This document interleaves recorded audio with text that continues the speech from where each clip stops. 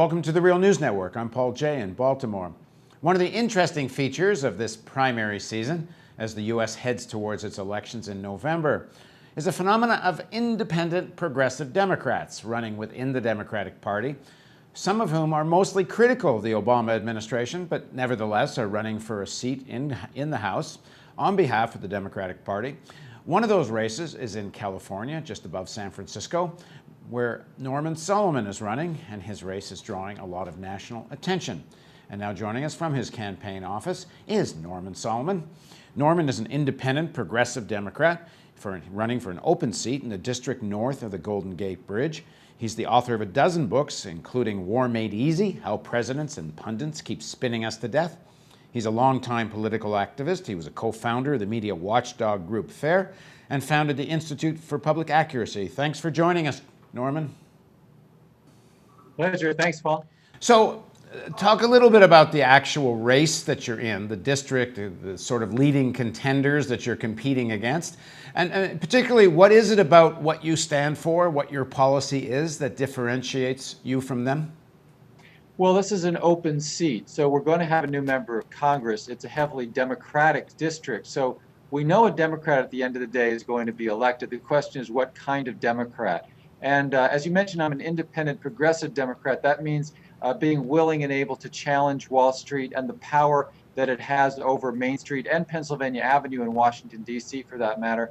An insistence that we've got to challenge and change and end what Martin Luther King Jr. called the madness of militarism, what I call the warfare state, and being willing to fight for working people and wannabe working people and children and the retired, and to challenge the direct austerity program by any other name that threatens retirement security, that's slashing public education, that's preventing good green jobs and public transportation, a whole litany of necessities that we really have to fulfill a social compact. I've been advocating for a Green New Deal. This really separates me from, if you will, a sort of more mainstream or garden variety Democrats who are running, who will answer to the term liberal or perhaps even progressive, but are not willing to advocate strongly for a fundamental reordering of priorities so that we don't have big money dictating policies in this country.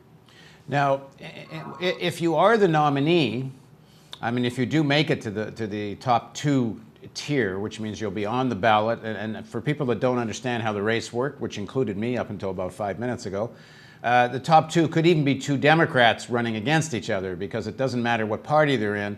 Whoever are the top two coming out of the primary are on the ballot. But you being so critical of President Obama, are you concerned at all, and are you getting any pushback from voters in your district that when it comes to the presidential race, you'll be critiquing President Obama, which may make it more difficult for him?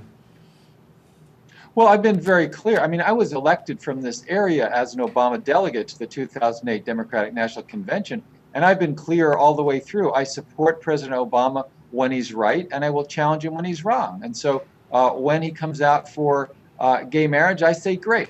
When he escalates the war in Afghanistan, as he did over a period of years, from the get-go, I spoke out against that. I'm willing to insist that we've got to not bail out the big banks on Wall Street. As a matter of fact, I opposed the Wall Street bank bailout in the autumn of 2008 publicly and emphatically, one of the many differences between me and others in this race. So I think it's a matter of independence. I want to have a Supreme Court with people appointed by a Democrat in the White House, obviously not a Republican. We don't need another Alito on the Supreme Court, for instance. So it's about charting an independent progressive path. Just on Sunday here in the district, I campaigned alongside Congressman Dennis Kucinich, and he was saying that with the reality that come next January, he won't be in the Congress. Lynn Woolsey, who has represented this district for 20 years, she won't be in the Congress. We need somebody who's willing to speak out independently for progressive values, to end this perpetual war, to end the way in which corporations, large corporations, multi-billion-dollar outfits dominate the politics of the country, and on and on. I could go on ad infinitum, and I won't. But the reality is that I think we need to develop our own politics that come from the grassroots. And our campaign, by the way, people can learn more about it by going to SolomanForCongress.com, our campaign is very grassroots. More than 6,500 different individual donors who've gone to the site and made a donation or written a check, more than 1,000 volunteers engaged, more house parties than all the Right. other campaigns put together. This is a grassroots versus AstroTurf campaign, and that is a politics in itself. Right. Now, your main opponents, if one looks at polling results and money raising, I have a couple of accusations against you. Jared Huffman, who's an assemblyman, says you've never held electric office, and Lawson, who's running against you and I think is doing sort of neck and neck with you in the polls. She says she's run a business. She knows how to hire people and such and create jobs, and you don't have either elected experience or business experience. Well, heaven forfend that I haven't gone up the electoral ladder in the traditional way. Paul Wellstone never held elective office before he went into the U.S. Senate, and he came out of social movements, as do I. The notion that the people who really know how to create jobs are the people who got rich being CEOs and venture capitalists. We've heard that from Meg Whitman, we've heard that from Mitt Romney, and it's being plied now by one of my opponents. But I think people largely see through that, because the engine of growth in this country is not wealth creation, it's job creation. And those who become multimillionaires, as in the case of one of my opponents who's making that critique, I mean, they're feathering their own nest, and we've had more than enough of that. That's what Wall Street has done to this country, driving our economy into the ditch. So you've had debates with the other candidates, and you've raised your policy points. What is the answer, in the sense that are your main opposition there essentially defending drone attacks, defending Afghanistan, or do they share some of your critique? Of what I get and what we've seen from my opponents is the politics of silence. Afghanistan's a good example. I was calling upon the president, appearing on C-SPAN's Washington Journal and so forth, between his election as president and moving into the White House. I called for an end to the war in Afghanistan, opposed any escalation of that war, while my main opponents just stayed silent while the U.S. troop levels were tripled in Afghanistan.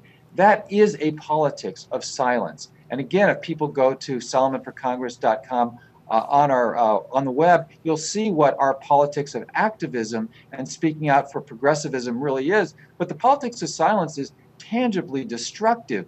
I think of what AIDS activists said beginning in the late 1980s. The mantra, the slogan, the motto, if you will, was silence equals death.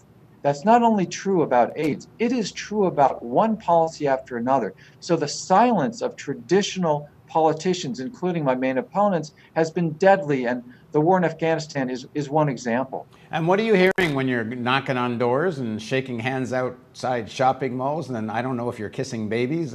What are you hearing in terms of people that are arguing with you, are questioning, or haven't decided to vote for you? What pushback are you getting?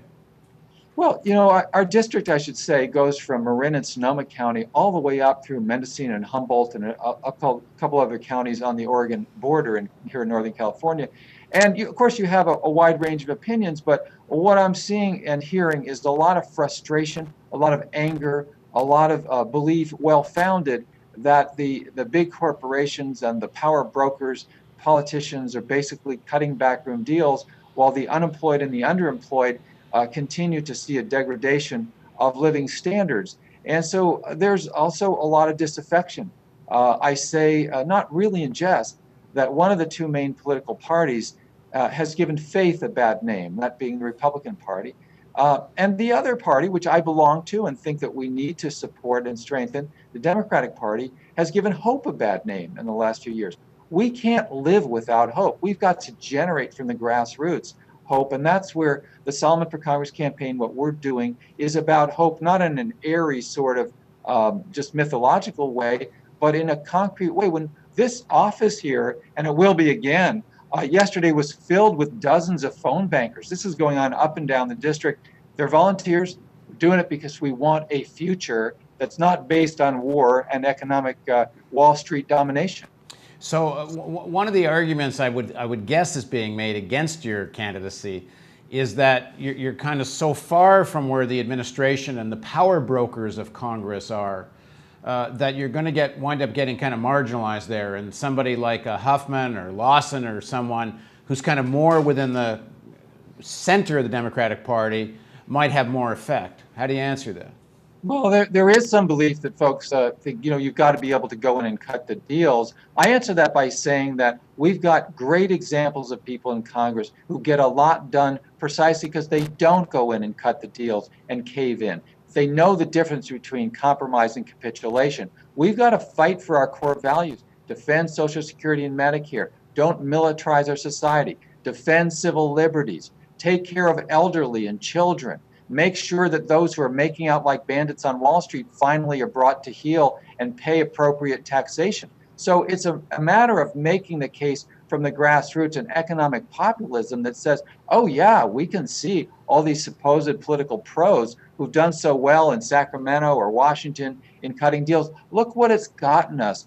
One example would be Bernie Sanders, an independent from Vermont, now in the U.S. Senate, caucuses with the Democrats in Congress, has always when he's been on Capitol Hill. He fought for funding, for one example. He fought for funding for the federally qualified health centers that serve the underserved and the unserved in our communities across the country. And as a requirement to get his vote on the health care legislation a couple of years ago, he said, we've got to get major long-term committed funding for these federally qualified health centers around the country. And he got the money. He got the money not because he caved in, but because he refused to cave in. All right, thanks for joining us, Norman. Thanks, Paul. And thank you for joining us on the Real News Network.